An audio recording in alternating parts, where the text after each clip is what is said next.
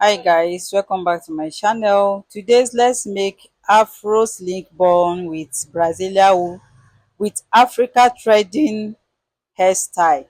We are going to make the sleek buns at the end of this threading hairstyle.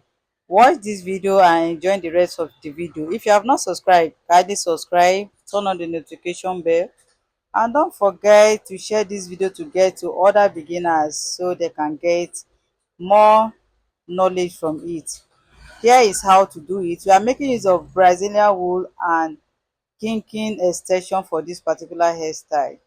Guys, the Brazilian wool is to for the threading, while the kinky extension is for the sleek bun.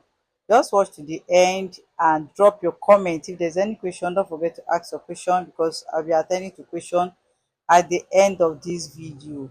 Enjoy the rest of this video and don't forget to share it to get to other viewers. Thank you.